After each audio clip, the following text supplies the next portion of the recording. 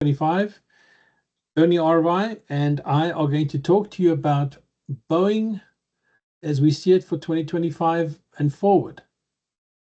And Ernie, let's start off. I guess the first item we want to look at is predictably the kind of thing that we would want to look at, new programs. And probably the one that everybody knows is pending is the 777X. What do you see about that program? Oh, we've seen so far in 2025, 38 orders for the 777X has moved from the firm list at Boeing to the ASC 606 list, which means they're questionable orders now, and have moved to the other category. So the question we have to ask is, given that the aircraft is already 5 years late, are airlines beginning to move to a plan B for more lift, or are they going to stick with the 777X? And as the largest aircraft out there, we saw what happened to the 747 and the A380. They were a little too large for the market. Is the 777-9 an airplane that's just a tad too big for a lot of operations? That's one of our questions. Right. It's the talk is that the first customer is going to be Lufthansa, and Lufthansa obviously is still flying the 380. They're flying the 747-8. Emirates obviously is a significant player with the -9 as well. But I think you have and British Airways I think has some 777-9s on order as well. It looks like a program that will not achieve what the 777-300ER achieved. Yeah, I think that's fairly clear that it doesn't appear to have the same momentum that the original 777 program had. Yet in an environment where we've grown since over the 20 years, the industry's basically doubled since that program started. We would expect to see a lot more, and we simply haven't. It hasn't caught fire, and maybe it's the delays and the lack of having a certified airplane. But the key for Boeing is getting that one done by the 2026 EIS date. To do that, they've got a lot of certification flying left to do. I think our friends at one of the investment banks has done a little bit of research. I think Matt Akers at Wells Fargo indicates that they're going to need about 3 to 4 hours a day to make it to that deadline by the end of 2026 to deliver to Lufthansa. Right.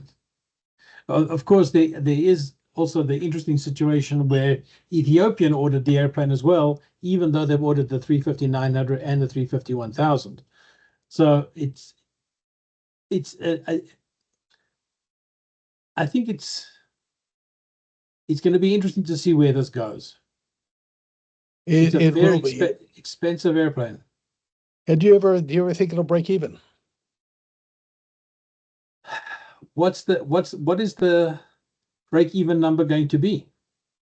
That's a really good question. I mean, they're 5 years late in the program, and every year you are delayed in the program just adds to cost tremendously of development. So are we in a 787 situation where you've got a massive overrun of a degree that you can never make money with the program? Or will they be able to pull it off? And to me, it's sort of a 50-50 question at this point, right? As to whether they can ever make this airplane profitable. Yeah, I think that's a very rational, open question. Very rational. If this was 5 years ago, I would probably have a different view on it. But here we are 5 years later. That's 5 years later without a whole lot of progress on the certification because they've still got a lot of testing to go through. So this may have the airplane that has the most hours ever flown during the certification or the pre-certification process, because they've been flying these prototypes for 5 years, but they haven't counted towards certification because they've changed the airplane since and made modifications, and that can be problematic for Boeing. The interesting thing is, as we speak, there's a 777-9 flying from Seattle to Curacao on a test flight. So they're working hard at getting that program to go forward. Trying to get away from that snowstorm in Seattle. There's always logic to that. The other thing that I think we should talk about when we talk about new programs is the 777-9 enough looking forward at what Boeing's offerings are right now? The 767 freighter is going away. The 787, they haven't come up with a freighter version of that airplane, although it would make sense, I guess, because they have it. Then you go down a bit more and you get to the MAX, and between even the MAX 10 and the 787, there's a gap where Airbus has a 321, and I don't know that the MAX 10 could really compete with a 321, particularly when you've got XLR, you've got these super long range airplanes. Now, I know Boeing thinks that segment is a sort of a niche of a niche. But airlines seem to buy airplanes that can do more than they actually use. They do. They tend to buy aircraft of a size for the largest route or longest route that they need, the best range, and then use basically economies of scale to fill in the fleet around it. So similar types, A321 XLRs to Neos. There's not a whole lot of difference between the two airplanes except fuel tankage, and the maintenance and pilot commonality are all going to be the same. So there's some economies of scale there. But what you're saying is basically we're back to the middle of the market question. Right. There's a gap. Boeing never filled it. They currently have no plans to fill it, and they probably will lose market share to Airbus until they do fill it. So the question now is whether it's the MAX replacement, whether that's the X66A or some other type of design, will finally move into that middle of the market process and a place. And we don't know what the answer is yet. The interesting thing about the X66A, with all the tribulations Boeing has gone through, they've identified and started building a test airplane. Airbus doesn't have a test airplane that I'm aware of. They have designs. We've heard about a 322. We've heard about the 220-500. They're probably all digital. But the X66A is actually, it's starting to exist. They actually started with a hull, the MD-90 hull, and now they're doing things. So to their credit, they seem to have a path. Well, they seem to have a path, but it's a proof of concept path as opposed to a path to an airplane that makes sense financially for the airlines. They're going to want something that's larger than the 165 seat MD-90 cabin. They're going to want something that's probably wider than a 2x3 seating area.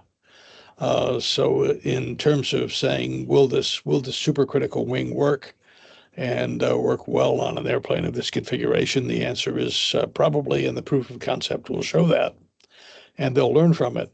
But is it an airplane that airlines are going to want to order right away? I don't think so. I think that's just the X and the X66 model for experimental. That's not going to be a product ready to throw it into the marketplace. So while I expect Boeing to learn from it, I don't expect any new model till 2035-ish in terms of the time frame. Right. I guess what the thing that I like about it is that what we can see is that Boeing is making a path forward that potentially can do interesting things. It'll be interesting to see what the 66A evolves into, because where's the floor? Like the MAX 7 is 150 seats. What is the floor going to be? What's the smallest version going to be of what comes from the 66A? Would it be starting at 170 seats? Where does it start? And then, of course, does it go up to the 230, 240, where the middle of the market airplane exists? I think there's going to be also the need for the lighter airplane, which is the A220 sized airplane or Embraer E2 jet sized airplane. And those are set to grow a little bit to get to the 150, 170 seat range if we look at the A220, 500, and 600 models that have been talked about in the press. So uh, those are going to be lighter weight airplanes, and they'll be more efficient than the larger airplanes. So there is almost a two-family situation where you've got the smaller crossover airplanes, and the mainline airplanes are going to start at probably 170 seats and move up to the 240, 250 in the middle of the market area. So to me, there's a bit of a difference there between those two segments. And if you're building a made from the smaller aircraft, which is lighter, you're going to have an economic advantage. An economic advantage sells airplanes, as we know. Right. I know we're talking about Boeing here looking forward, but it just crosses my mind that you mentioned the crossover jets growing up to 150 and maybe more seats. The E2 195 cannot grow, which means that Right. Embraer It's is the going to have A2. to, yeah, they're going to have to come up with something new, and they are coy about the subject. But But they've been very effective at coming up with things that are new and delivering them on time and on budget right, consistently. right, So not there could be a new entrant there. right. We shouldn't get stuck there. Let's talk about the Max 7 and the Max 10, which are much more um, target of the moment to get certified. Yeah, they need to be certified. They were scheduled to be certified for this year, but Boeing has requested another regulatory exemption that's required in order for them to get certified, and this is around the yaw damper system in install recovery. So they need probably another 2 years to develop and modify the software, which exists on other models and has been proven for a long time to get there. It's probably a low risk of a crash, and they've had similar requests for exemptions approved before. But we've got a new FAA administrator coming. We've got a new president, a new administration. Uh, the question is, how favorable will they look at Boeing in light of what's happened with Boeing over the last few years? And in 2024, Boeing decided not to pursue one of the exemptions for the airplane on the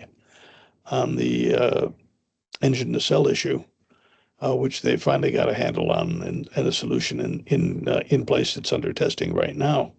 But that decision of not to go for an exemption, given the environment in January last year, figuring that they probably wouldn't get that through, will they get it through now? If they don't, we're looking at another 2 years. If they do, we might be able to see Boeing make that time frame of 2020, late 2025 to certify the airplane, at least the Max 7 and early 2026 for the Max 10.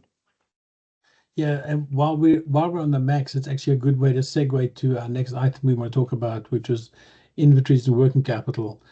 Boeing has a bunch of Max 7s made already, 25 of them. That's a lot of specialized inventory that cannot be delivered. Out of the list price of 100 million, that's $2.5 billion worth of inventory. And Boeing's work in process inventory was up, 89 billion, I think, in the last quarterly review. It's a lot of money in work in process inventory.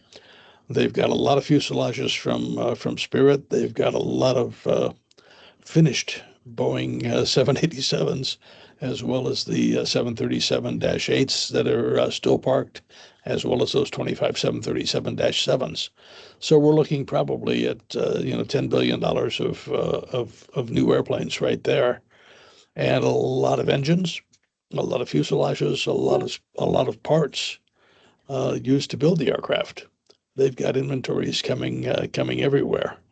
As you remember, when they when they stopped production on the 787, they were delivering at a rate of 38 per month with their supply chain, and they took a lot of inventory despite not producing airplanes at that rate. So there may be a destocking coming up for Boeing in terms of inventory.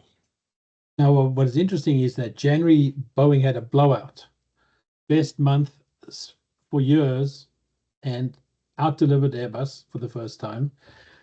What is interesting is when we look at the deliveries, we tracked, I think it was 10 of the MAX 8s that were delivered in January were over 1,000 days old. All the majority of them were for Chinese airplanes, ranging from, I'm looking here, 1,052 days old from first flight.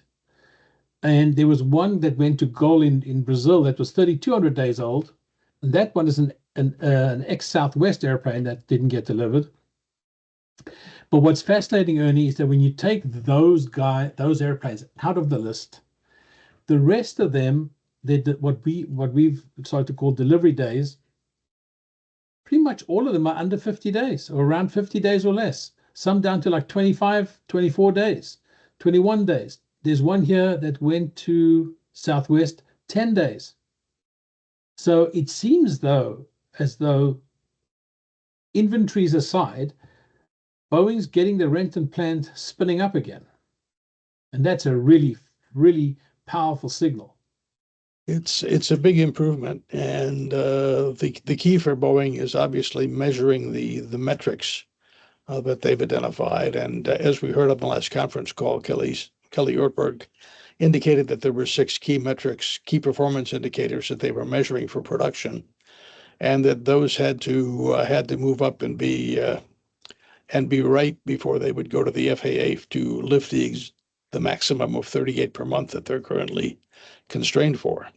He was optimistic that by the end of the year they might be able to get to 42 a month, and if they can do that, and that's a big if, that would certainly help them get over that break-even point that they have currently and move into positive cash flow. So I think it's key for Boeing to do that. They have a possibility of doing that, and in the interim, they've got a number of aircraft in inventory that they can start delivering.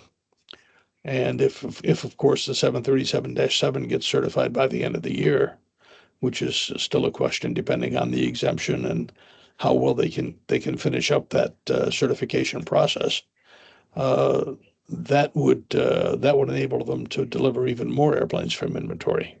Right. So cash flow could look upward for Boeing this year if those things happen, if they can get the exemption, and if those key performance indicators and the plants start to perform at a high rate that gives the FAA confidence that Boeing could raise the rate and continue to perform at that high rate based on measured data. Right. And I think the quantification of that and setting up the key performance indicators was a shrewd move by Ortberg, because they can focus on those issues, measure those issues, report those on the shop floor to people, and make sure that everyone's focused on the same goals of producing quality airplanes on time. And by doing that, I think they can be successful. Right. Yeah, I think that my sense of it is that January was the inflection. Well, let's say December was the inflection point, the low point. Remember, they said they were going to slow everything down. They were not going to start moving until they were satisfied everything was in place. And January looks like things were in place. So I'm very excited to see what happens in February. We're nearly halfway through February, and it hasn't been a particularly busy month so far for deliveries on Maxes. But it's only halfway through the month, and it's a short month. But I think the fact that the Chinese are taking airplanes again, which is really, really good, all that helps. All that helps. The next thing I think, go ahead. I think the other key with China is what happens with tariffs and whether there'll be any retaliation against Boeing there. Airbus has an assembly line in Tianjin, so Airbus is probably pretty safe. Boeing, on the other hand, has just Renton, so if retaliatory tariffs come in from China, it could be more expensive for the Boeings than the Airbus, and that could have an impact. Okay, so the counter to that is, what are the Chinese airlines going to do? They need the lift. Tianjin can't go any faster. Comac cannot go any faster. Where's the lift going to come from? Yeah, there's really not much of a choice, but it could get more expensive. Could be. So obviously, when we talk about the duopoly, we have to talk about the other half, which is Airbus. How do you think Airbus and Boeing stack up in 2025? I think Boeing's going to begin to narrow the order gap a little bit. There's an opportunity in the wide body side where Boeing leads to capture some sales, but the market will probably continue to focus on the narrow body segment because there's been such a pent up demand for those airplanes. The inability of Airbus to deliver to its plans, the inability of Boeing to deliver to its plans, have really backed up the order books. Airbus is currently booking into 2032, 2033, and Boeing's probably booking into 2030, 2031. So it's a long wait for airplanes. And airlines want new airplanes because they're much more fuel efficient.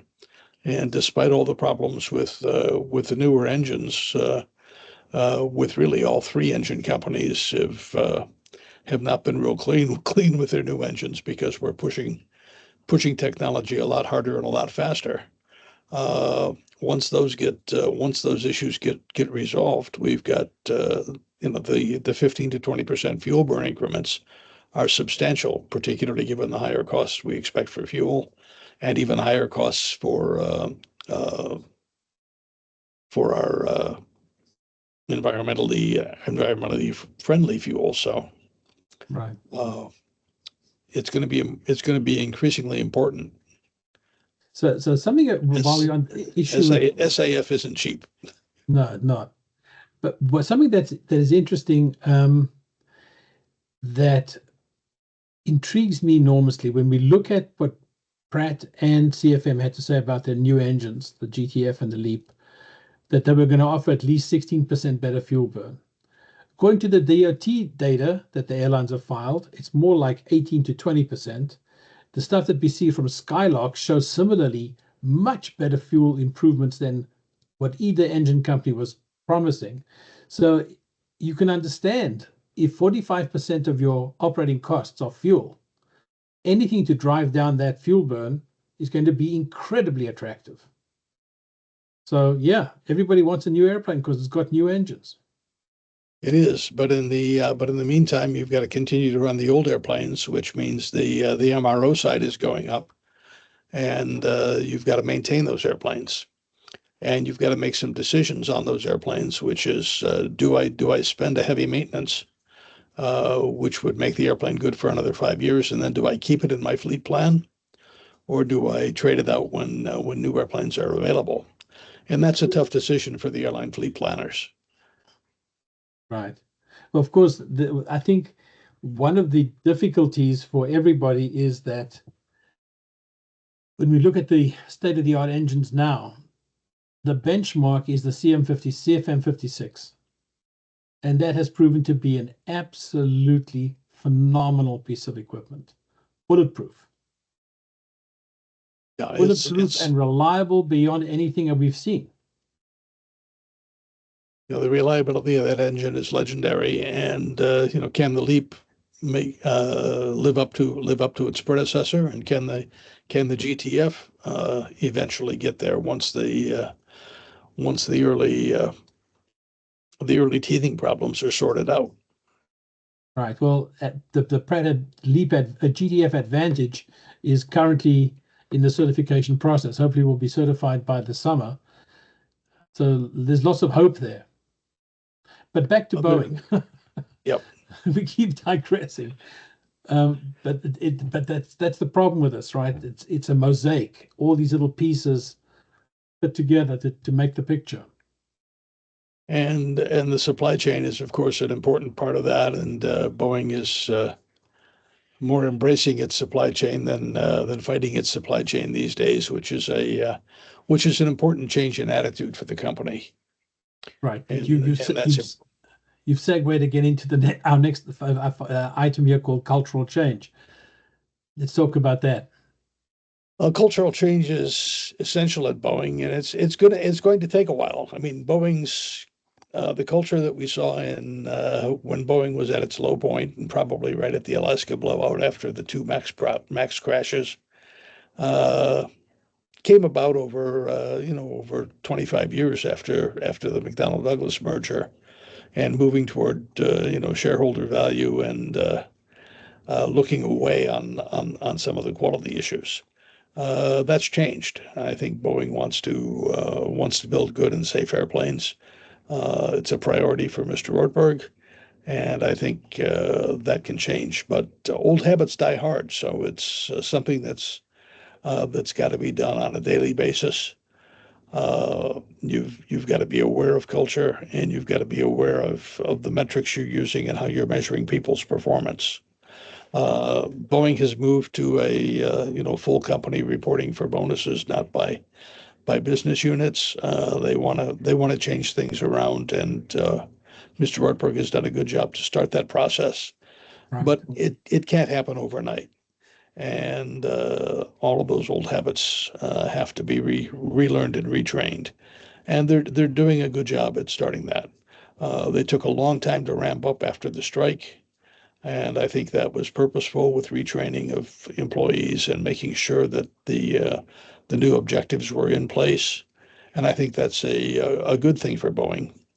But the key now is the benchmarks and the elements that Boeing will have in place to assess that impact and make sure that it's moving forward at the right rate, and that we're getting to the right goals. So I'm hopeful, but it's still a wait and see because it takes a long time to change So a culture. in terms of the culture, there is a virtuous cycle that I see potentially playing out. Potentially meaning it will play out. How quickly will it play out? And this is how I see it. What they call the ghost factories, where they have all these parked airplanes in inventory, the Max 8s, that they're starting to deliver. You've got really cream of the crop people doing the work, troubleshooting to get these airplanes updated and ready to go. As those airplanes move out and the inventory drops, those old hands, those very smart people, are going to come back to Renton. And you're going to have this talent pool enrichment at Renton as these really experienced people, engineers, come back into the factory. That means you're going to see a quality jump just because they're there and they know where things need to be looked at. They know what to look for.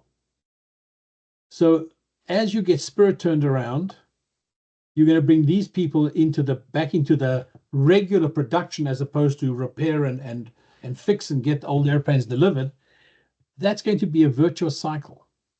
Everything's going to get better because of that. So just as when things spiraled out of control, you had the terrible spiral downward. Now you're going to have the virtuous spiral upward as there's more and more talent put in the place where you need it, which is at Renton. I'm feeling that that's going to be a huge win for them. Well, they're looking at closing the Moses Lake 737 shadow factory by mid-year, and looking at closing the 787 shadow factory by year end. So if that sort of gives us a timeline on when Boeing plans to get rid of the inventory that it has. And apart from the 737-7s, it had probably around 50 737-8s at the start of the year in inventory remaining. And so 75 or so aircraft. And they got rid of 10 in January. So if we see that continue at 10 a month, by mid-year, we'll be almost done with those airplanes. And I think that's a great thing for Boeing. And we'll get rid of a lot of expensive inventory. It turns it from basically a cash expense into a positive cash flow, delivering those airplanes. So I think that's very important for the company financially, but also very good because it will provide those assets back to the factory.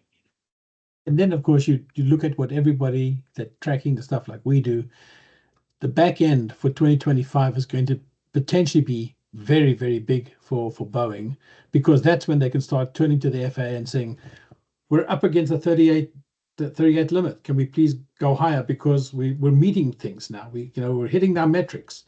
We're hitting those KPIs. And particularly the MAX 10 will have its own line in Everett. So with the MAX 10 coming on, we'll have a new line coming, and that one can be set up to be absolutely right from the start. And to me, that's a great opportunity for the company to get something right and to measure those performance indicators right from the start. Change that part of the culture and make that work.